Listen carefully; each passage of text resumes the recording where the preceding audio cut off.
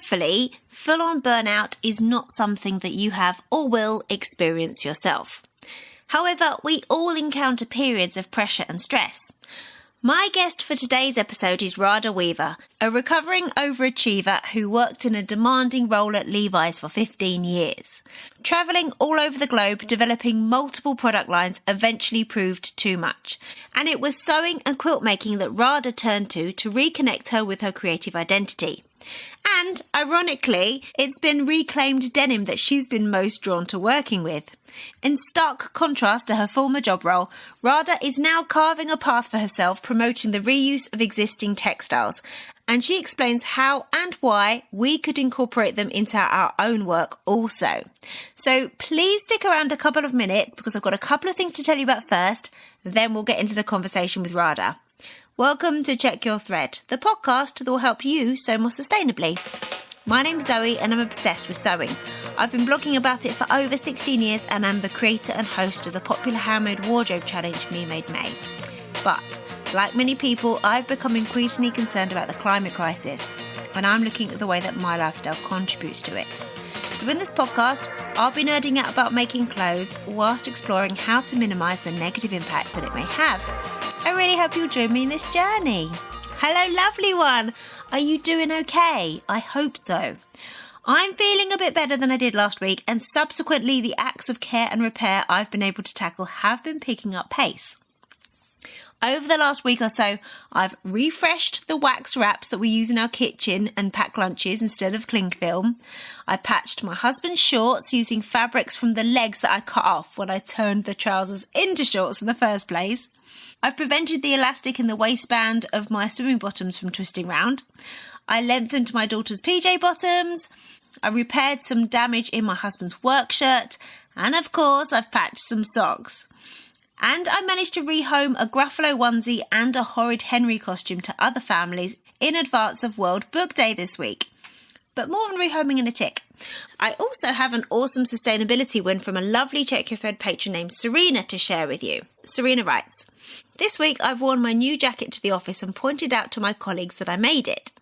I'm normally wearing a lot of handmaids, but I don't ever mention that they are my creations. The jacket caused a bit of a stir because it's cute, nicely finished, etc. Obviously, there were some joking requests for similar garments, which led to conversations about material costs, labour costs, and who's paying the price for cheap ready-to-wear. It was a huge step out of my comfort zone for me, as I keep my creative activist side completely separate from my corporate, very mainstream work environment. So maybe some seeds were planted. Perhaps some will grow." Oh, I love that, Serena. We have no way of really knowing the impact of our words and actions. But what we can know for certain is that you're creating infinitely more positive impact than if you didn't say anything to your colleagues. Thanks, Serena, for sharing that. Speaking of Check Your Thread patrons and the Patreon community that makes this podcast possible, there's a few things going on there at the moment. So after the success of the neck warmer sew-along we did a couple of weeks ago, in response to some requests and suggestions from patrons, I've just scheduled an undies sew-along.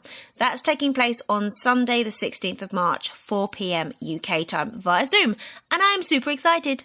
We'll all be using whatever undies pattern we prefer. However, for those who don't already have one that they like to use, I compiled a little list of free undies sewing patterns with a range of styles so that participants don't have to splash the cash nor ruin their last sew standing commitments. We've also announced the theme for March, which is decluttering and mindful rehoming. Many of us have that box in the hallway or the garage that is already full of stuff that we need to rehome. And if you're anything like me, that box is acting as a bottleneck and preventing any further decluttering that's required. So those in the community that wish to participate in this theme will be sharing thoughts, ideas, tips, suggestions and resources to support each other as we sort out our homes and redistribute the items that we don't want responsibly.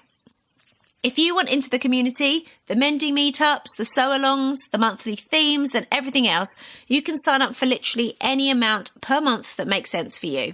Just go to patreon.com/checkyourthread and you can sign up there in less than 2 minutes.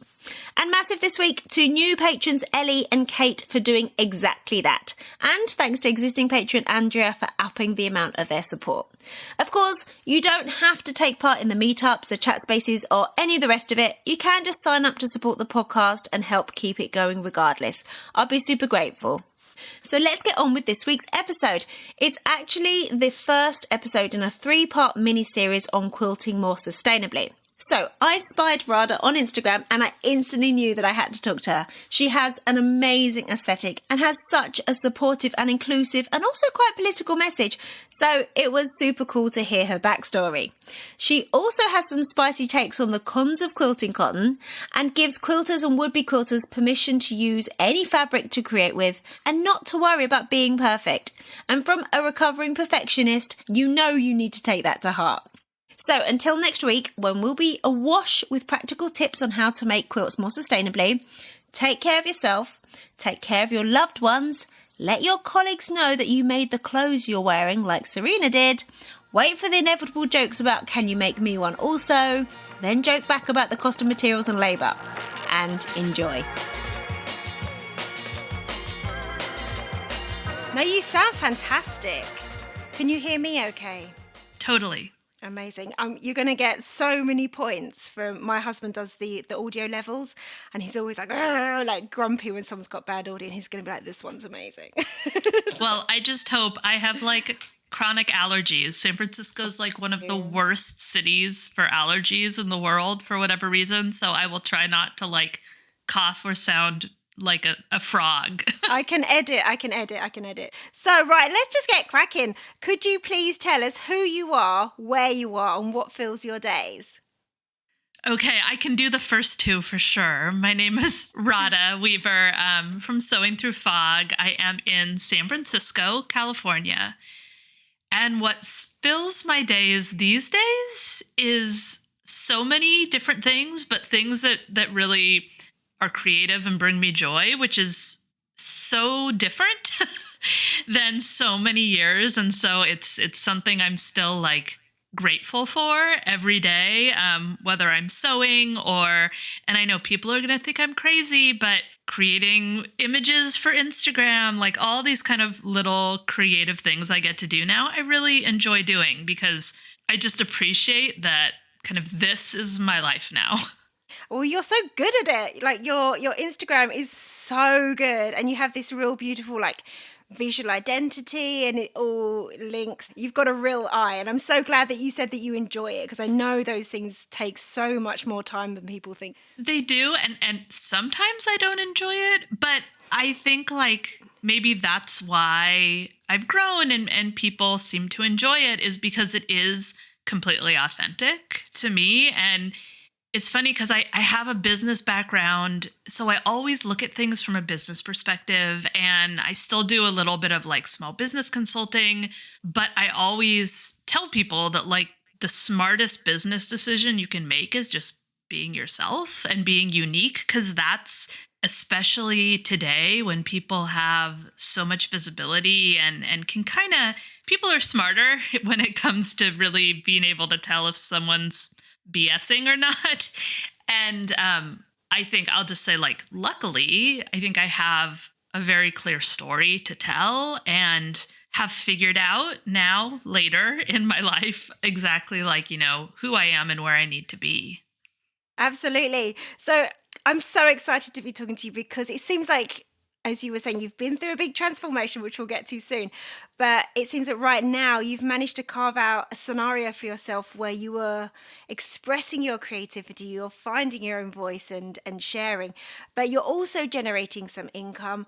But it's also, more crucially, in a way that isn't encouraging the excessive use of virgin resources, which seems just like a kind of magical combination. Like, would you say that that's an accurate read on your situation? I think that's the goal. That's what I'm trying to do. And I'm getting there. But I guess what I'd say is the only reason that's happening is because of everything that came before. And the 15 years I spent in the corporate world and the decisions I made kind of leading up to this. And so I do feel like super privileged to be able to get to do what I'm doing. But I'd say, and not to discourage other people trying to do it, but it's hard. And I still, especially, I mean, not only just being an artist or creator and trying to support yourself, but trying to do it as you say, like without virgin resources, basically without really strongly promoting capitalism is such a balance, and it takes so much nuance, and it's a challenge. But I think, again, I'm happy that I can do it right now, or I'm able to really focus on how to do it. I'm in the exact same boat in some ways, in that I'm creating a podcast and I'm trying to do it without adverts, because a lot of what I'm talking about is not buying stuff. So that would feel really disingenuous if I was then promoting thread or fabric or whatever, So I'm in a very similar situation, and I completely can relate to, like, okay, let's see how this can work. Let's forge a new path. I may be contributing to a conversation that is about how can we share important messages and do so in a kind of authentic way as well, Yeah, absolutely. And I mean, not to, probably any question you ask, I could talk for like 2 to 3 hours on, because it's also so interesting. But something I do want to say, because I think it will relate to a lot of the things that I talk about, it is kind of really seeing that these decisions and sustainability and everything is this giant spectrum. There's not like a right and a wrong, and not a good and a bad. And just to make it really plain, like money itself, or making money, I think for people who are really conscientious, so maybe more on the liberal side and everything, it can get this big stigma and you can feel kind of guilty about it.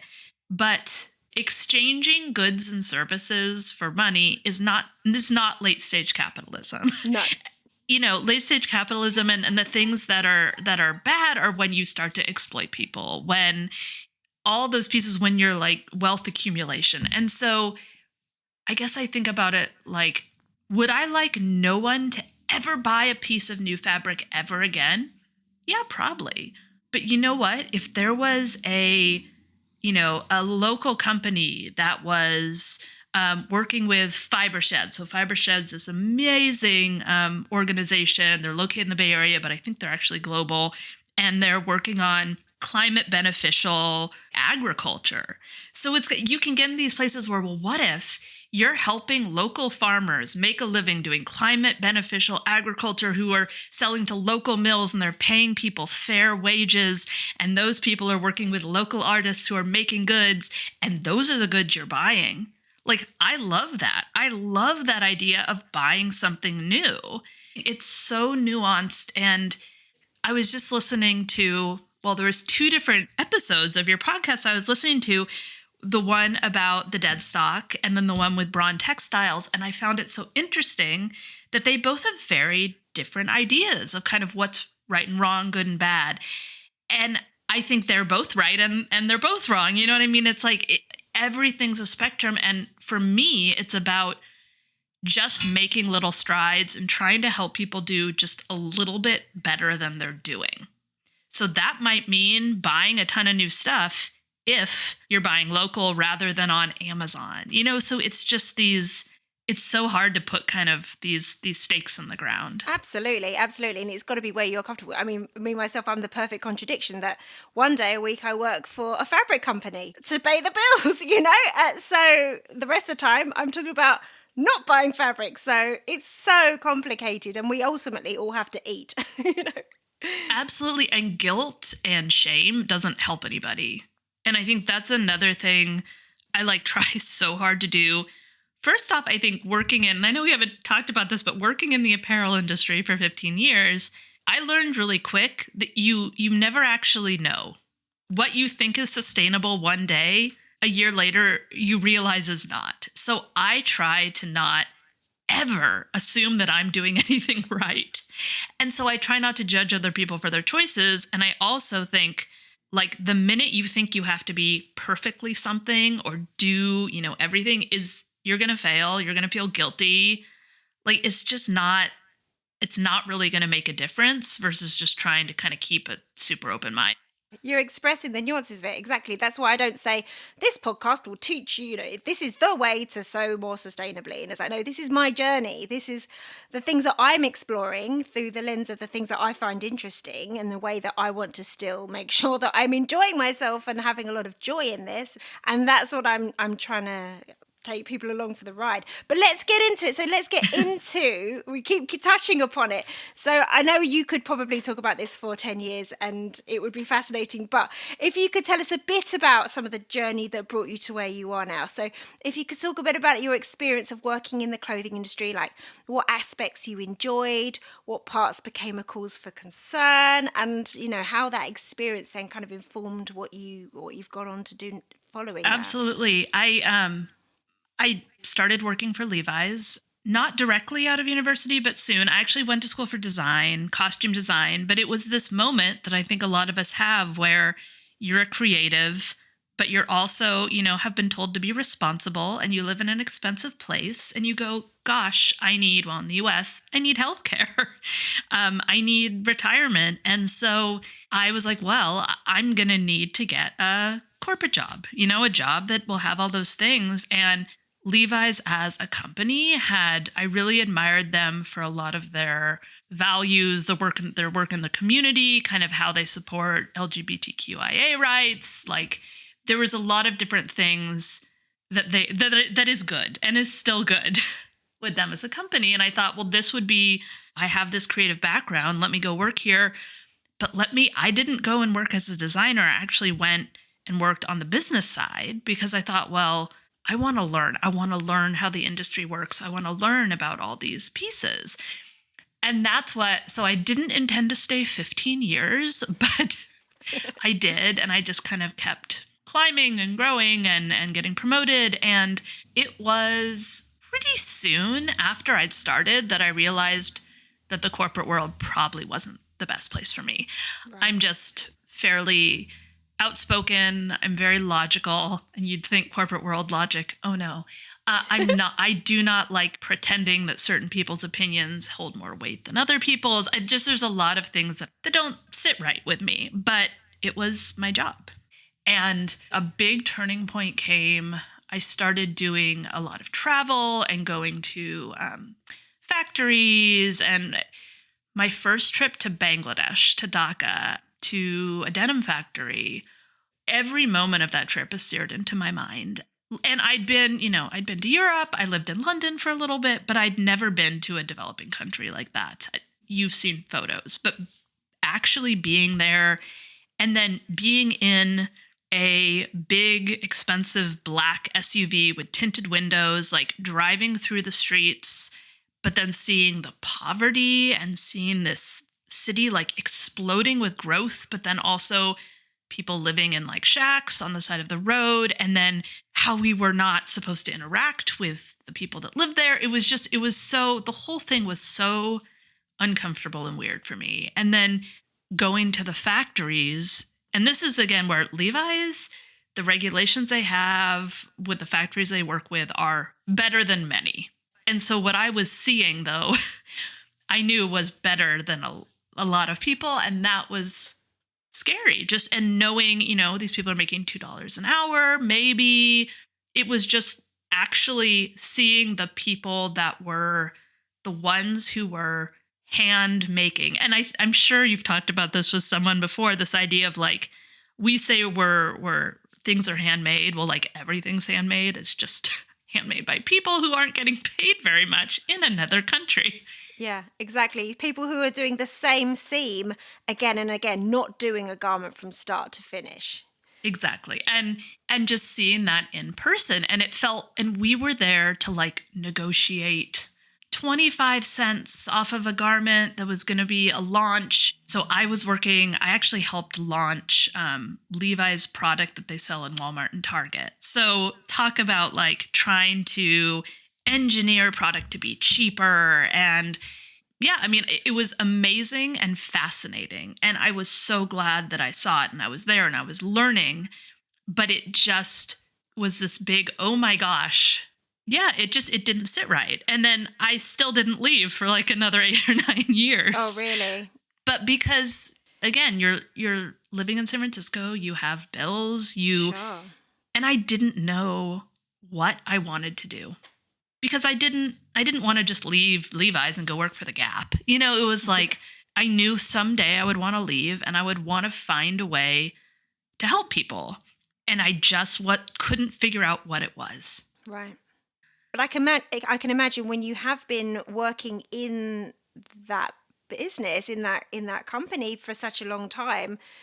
Yeah, I mean, you've got friends there. You've got, you're part of it, and that's part of your identity, I'd imagine, to a certain extent. And so, what are you going to leave for if there's nothing to, if you're not ready to form, your ideas haven't kind of percolated to the point where like, right, no, that's my identity. Yeah, absolutely. And it's scary. I mean, making big life changes, I'm not a risk taker. Maybe it seems like now with all these different things I'm doing that I'm like this carefree, love to try new things. No. I mean, I had severe burnout when I left, and that took some time just to sit and kind of work through. Sure. What was the cause of the burnout, if you don't mind me asking? Like, Ooh, I just put too much of myself into it. I worked too much. The travel was amazing. I got to travel all over the world, but it was incredibly exhausting and draining. And I think also the entire time, every moment I was there, I was playing a part and trying to be the person they wanted me to be. It was, again, exhausting. Not being yourself, is exhausting. And I think that was really the piece that drained me the most. Sure. Thank you for sharing that. So when you left, was it literally just a case of I just need to do nothing for a while, rather than I have this new vision, it's called Sewing Through Fog? Oh, it was absolutely, I am going to do nothing. I mean, it was the pandemic. So that was, Right. the pandemic was, terrible for so many people, but I credit it with why I'm not at Levi's anymore, and actually taking a moment and making me stop. Right. I wasn't traveling. Of course, I was working, but it was this giant, almost like slap in the face of, hold on a second. What are you doing with your life? But when I left, I think my last day was like a Thursday. And then the Monday, I turned my home office, because, we were all working from home, turned my home office back into a sewing room. And I pulled my Bernina out from the closet, set it up, and I just started sewing. And for the next like 6 months, basically, I thought I would be climbing up the walls within a week.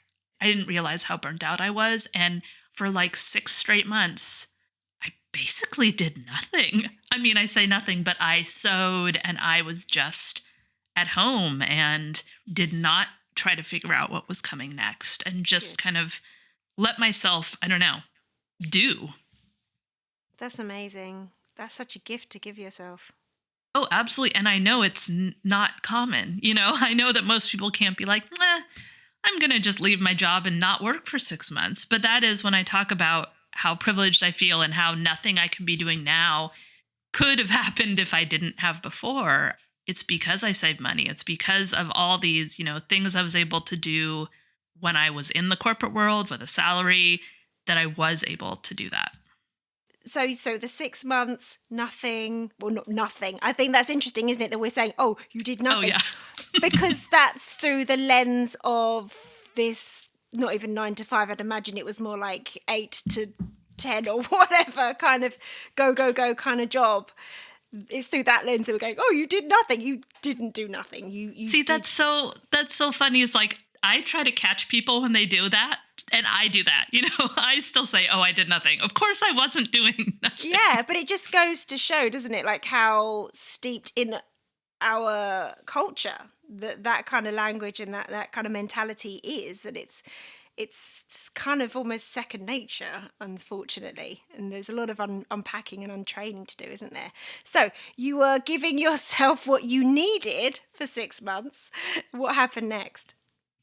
So I had never quilted before. So I grew up sewing.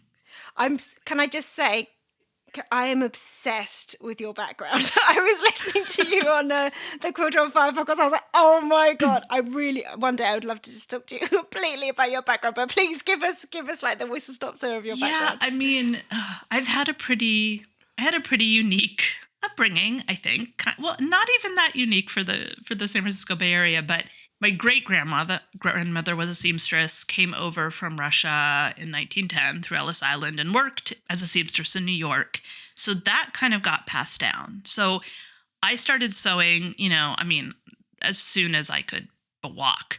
But I also, the kind of uniqueness is I grew up on a Hindu ashram but also in the San Francisco Bay Area. So it's so funny because I think about now what half the Instagram accounts are where people are like baking bread and canning stuff and knitting, like organic fibers.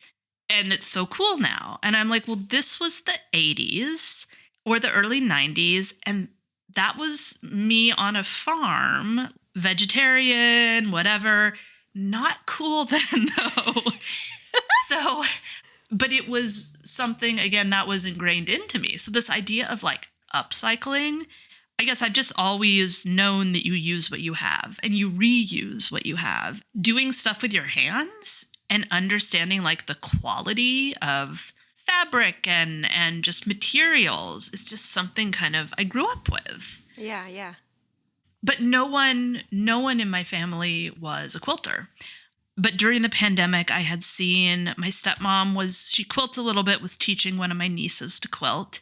And I was just like, that's interesting. Because I have this giant, I called it then fabric library. I didn't know the term stash, but something I had done was just collect fabrics when I traveled. So growing up on this Hindu ashram, my mom wore Indian saris. So I still have just boxes of like cotton and silk, gorgeous vintage saris. And I was like, well, a quilt would be an amazing way for me to use up fabric I have. And that was why I started quilting. And just finding quilting was this like revelation because I like making clothes, but you have to like make shapes and they have to fit. Well, I guess they don't have to, but it made me feel like I was doing art with fabric. I was painting with fabric. And I am a crap painter. So it was really cool. I didn't realize people used quilt patterns. I would just maybe see a block or something online and then I would make it because I just got it in my head. And that's how, then I started, following quilters on Instagram and kind of doing all these things and realizing, oh my gosh, there's like this whole community out there. And then I had all these feelings about the community and the type of stuff that was happening. I was about to ask it. I am not a quilter, but I have had the opportunity to speak to some amazing quilters through the podcast. The quilting community seems vast and a whole spectrum in and of itself. Would you say that's accurate? Oh, absolutely. It's the same as in any place where there's different groups and styles and traditions and norms that are all very different. And I'm still only, 2-3 years into it. I'm still learning. And so I would not say I am an expert at all. And something I need to do is learn a lot more about the history of quilting and different types of things because I just love to learn. But I think because I first started to see stuff on Instagram, the community I first started to get involved in and see was, and for those who are listening, you can't see me air quote, modern quilters. I really say this with all due respect or all respect because I think that any person who is quilting or sewing, whether they're buying their fabric at Amazon, whether they're using a pattern or not, that is good for sustainability. I think we've lost touch with like how amazing it is to do stuff ourselves, make things. So I think it's anybody who sews two things together. I applaud you and I think you're amazing. That being said, when I started to see what, this whole world of modern quilting on Instagram, I was like, wait, what is that like really stiff fabric they're working with? And why is it all bright colors? And why is it all new? And where's all the people bringing all the, fabric together? Like, I was so confused by quilting cotton. Right. I'm still a little confused by quilting cotton because to me, it's about textiles. It's not necessarily about the pattern. Mm-hmm. And where a lot of modern quilting is this idea of really intricate patterns that are perfect, which stiffer fabric helps you do that, helps you make these perfect corners. Absolutely. But I guess I thought the quilting world was going to be filled with people taking their old wool blanket and cutting it up, and there's plenty of them. There are tons of people doing that. It just wasn't what I was seeing.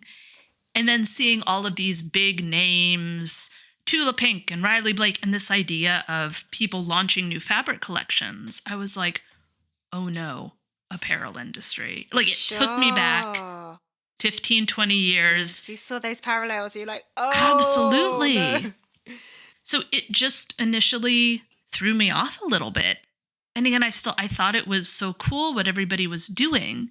And there's modern quilters that I absolutely love their stuff. That's what, when I first saw that, and I was like, oh my God, that's a quilt. That's what got me into it. I just knew that it wasn't exactly what I wanted to do. And I was just surprised that I didn't see more people doing more things that were outside the box, I guess. Interesting. Okay, so I just have to back up a little bit because I just wanted to ask you one more thing about your background. So when you were learning to sew, just as you were learning to walk and everything else, it was clearly just part of your familial culture. How was sewing framed to you? Was it more of was it framed for you as like a creative outlet, or was it more like a necessary skill to make ends meet, or a way to provide you with things that you would otherwise be difficult to source? Or yeah, I would say, and I mean, I can't remember exactly, but just thinking back on when I sewed, it was absolutely a creative outlet. right. Because I started sewing my own Halloween costumes. And I know you talk a lot about Halloween costumes. No, but I love that you sewed your own. I love that you didn't buy it from the store. Yeah. No way. Well, again, we live on a Hindu commune. So it was a case of necessity. Yeah. I started doing ballet when I was 3. And part of that process is you usually make your own costume. Right. So like for years, my mom and then me would be making every costume that I wore. Yeah, it was always, I think something, and this maybe then gives you a little bit of background of why I went to the corporate world. I grew up thinking I need a quote unquote real job so I can support myself. I never should rely on anyone else for money. Like, I need to be responsible. And yeah, sewing was just like a fun, cool thing that I could do in my spare time. It was never really an option. Right. So it sounds like, so once you started to get involved in making quilts, it was to use the stash that you'd acquired from your travels. At what point did that transfer into using existing textiles and to using, in particular, denim? Because that is a key feature of your work these days, isn't it? How did that transpire?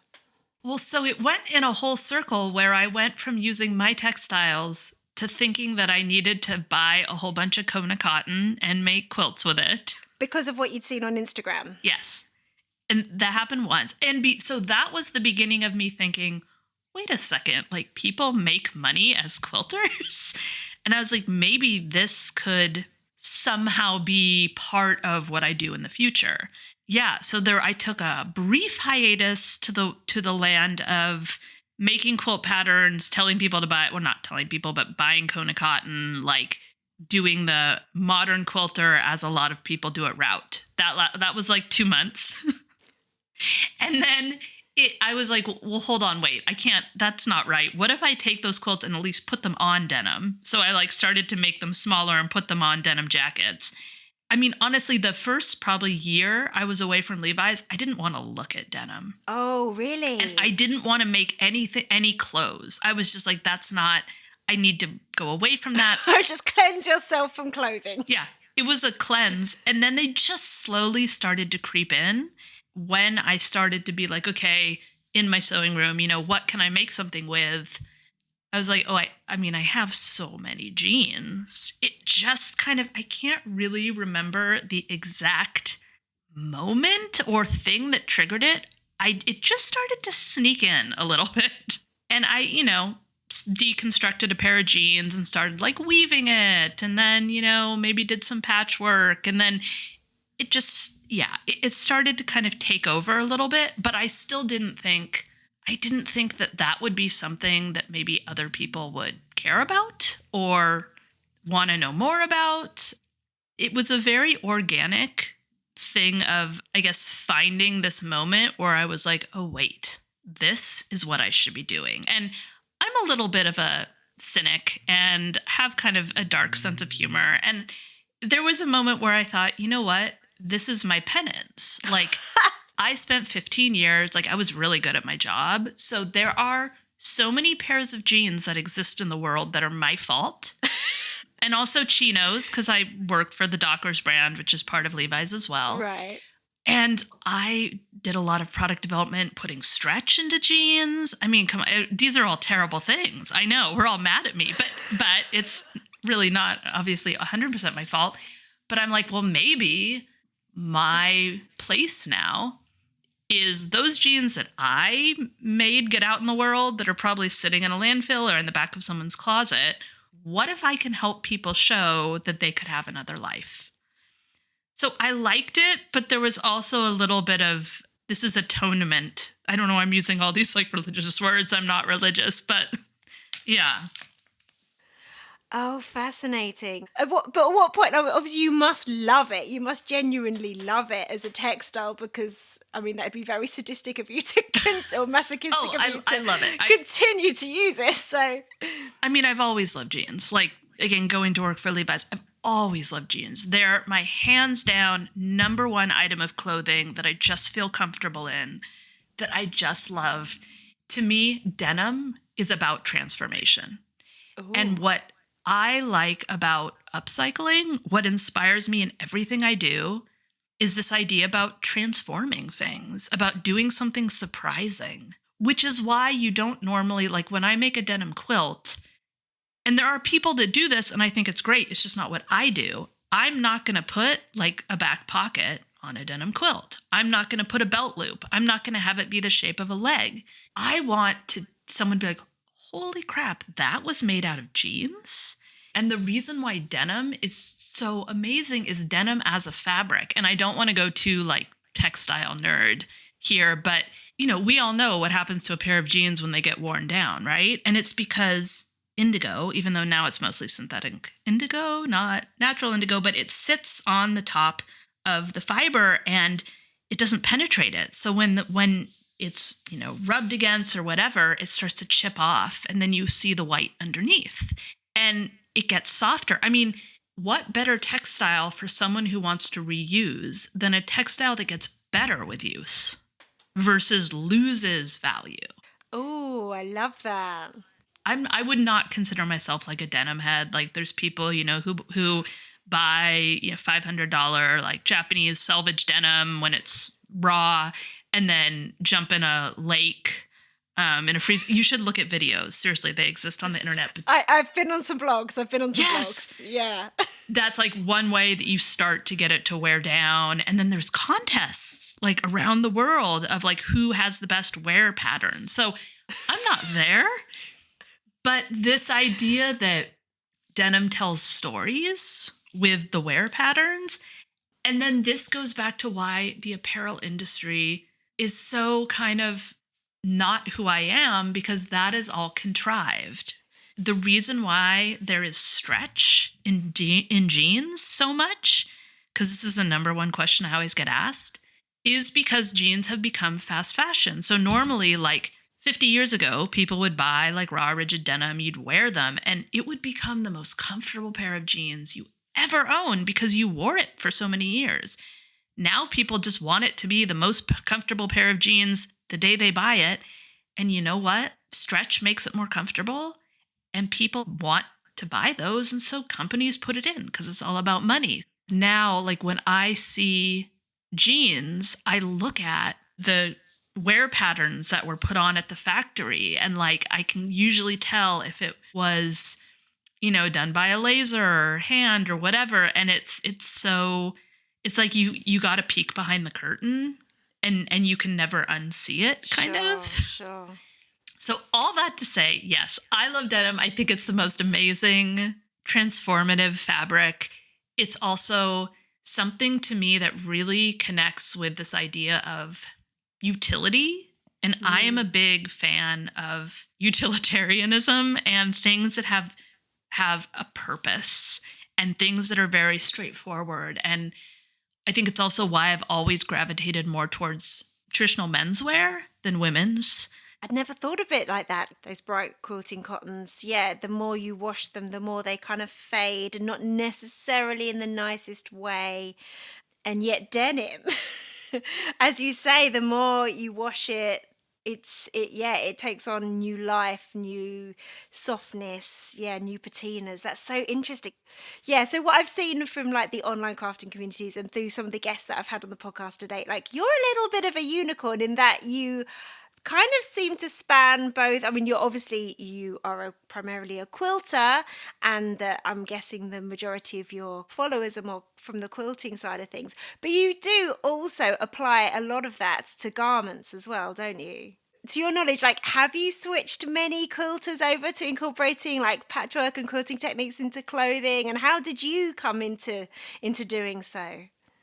So I'll also say something that I don't think is controversial, but maybe it is. I don't see quilting and garment making as different things. I see quilting as a technique that you can apply to anything. Oh, I like that. A quilt is a square that you've applied quilting to, but you can apply quilting to jackets, to bags, to anything. So that is more like, in my mind, how I approach it. Now, I know that there are two very different industries of kind of sewists and quilters.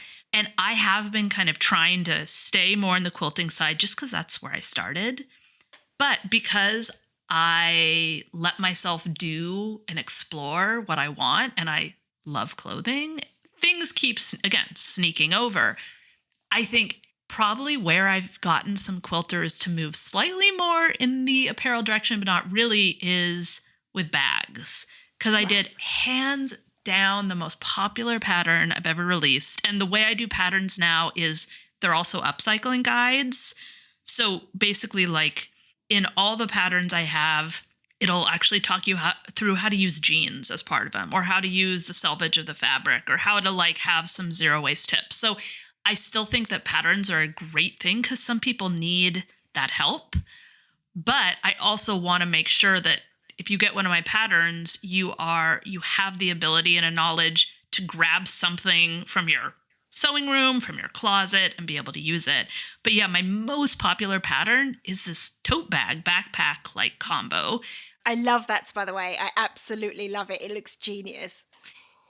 I've had a lot of quilters be like, this is the first bag I made, which has been really cool because it's like bags are kind of like a gateway drug a little Absolutely. bit. You don't need to worry about like fastenings necessarily. You don't have to worry about inserting a zip or getting a good fit or measuring your body.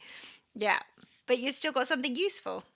I still don't think I would ever do an apparel pattern. So much respect to every single apparel pattern designer out there. I don't think quilt pattern designers understand how hard that grading. And I think you're right. And I think that as the home sewing community has really developed over the last 15 or so years, like the bar for entry is higher and higher and higher. The expectation of, for example, like a really comprehensive sizing range, and so much more information, so much more hand holding, and much more assistance with all the instructions and stuff. Like, it's a whole thing. Yeah, I love the space that you're in, and it's so exciting. Yeah, I love that you are kind of paving the way for some people who have been maybe, I mean, quilting, obviously it has kind of 3D elements, but it's quite a kind of 2D kind of art form, isn't it? That you are encouraging this exploration into more of a 3D object, into different uses, into different spheres of life. And on the flip side, I mean, what I'd actually love to do is get more sewists to quilt, because I think there's something inherent about quilting that makes it so much easier to use up scraps, so much easier to just use any fabric in your stash to upcycle with, because you don't have that fit and that form and all of that challenge. And to me, I think like those two, making apparel and making quilting, are almost this like symbiotic relationship where every item of clothing you make, the scraps should go into a quilt or a quilted pillow, and it's just like they that's when I say, like, I don't think they're too different. I think they can come together more. And quilting is very freeing if you aren't kind of looking at this very traditional, well, you have to use the pattern, there have to be perfect corners and all this kind of stuff. Yeah. All garment sewers should have a quilt and they should be like paired up or something. Oh my God, absolutely. As a garment sewer, I can find you some scraps, you know. We should do some sort of dating service for quilters That and would garment be, sewers. yes. Those are the types of things that, like, when we go back to your very first question about me trying to, I don't know, make a living doing this, the type of things I want to have or create or be my business is not, even though I enjoy Instagram, my intention was never to, like, hey, look at me, know my face, I'm on Instagram as like a personality. That was never, ever what I wanted or really what I want for the future. I enjoy business and I enjoy connecting information and people and resources. And that's kind of has been my goal almost this whole time. I know, that's a joke, but what an amazing idea, right? Is to, like, have a dating service for sewists and quilters for materials. The idea has got legs. Yeah, exactly. Yeah. And, like, swaps, some type of, so that is where, like, I do want to focus more going forward, is to how to bring some of these ideas more into the quilting world and get people to share more and exchange more and just realize kind of what resources are out there. Which brings us very neatly to a couple of other aspects of things that you have had going on and are going on going forward. So first of all, we have to talk about your amazing Creative Reuse Centre map that is on your website. So can you please explain what it is, where you got the idea for it, how you created it, and how you maintain it? So that was, after I was in the quilting world for a little bit, and I was like, wow, everybody's buying Kona cotton. I kept being like, well, what if I just get it secondhand?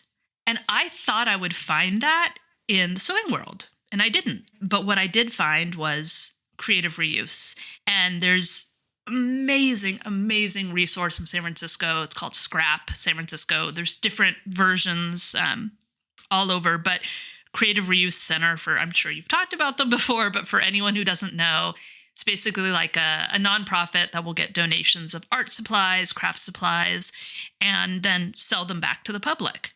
And I started volunteering at the one in San Francisco, which is, I call it the happiest place on earth because it is. I love being there. I get all my materials there now. But I also was posting a lot about that, and people would be like, oh my gosh, where's the scrap in my neighborhood? And I thought, well, I've been looking for secondhand fabric. I need to create a resource for people to find secondhand fabric. And so I started just asking people, on TikTok and Instagram, places they knew about, looking for lists online, then mapping it just on this Google map on my website. And it's totally grown. I say it's global because it is, but most of the places are US and Canada. There's a fair amount in the UK, but it's just been harder for me to find. Although I just got an Instagram message about a place in South Africa that I'm going to add. Yeah, it's called Thrift Your Fabric, completely free to use. You just go on there and it's a Google map, but you can also get the full list downloaded. And how I maintain it is very manually, which is why if you send me a store that you want me to add, it might take a minute for me to get it on there. But yeah, what's been so amazing is it started to connect me with all these other people in the US. If you're in the US and you don't know about Swanson's Fabric, it's this amazing resource in Massachusetts run by Catherine Swanson that she started during the pandemic. It's a great secondhand fabric store. And I started to meet all these different people and see all these different sites that exists. There was an online site, Feel Good Fibers, which was a destash site for quilting fabric, which I was like, oh, that's really cool. Like a Depop or a Poshmark, but for quilting fabric. And I started to kind of realize that there was people who wanted to find these resources and a really big opportunity to help connect fabric and people. And that's something that Catherine Swanson says a lot. It's like her goal, every piece of fabric that exists, has quilter sewists out there. You just got to like bring those two together. And it's like, how can I help that? And then?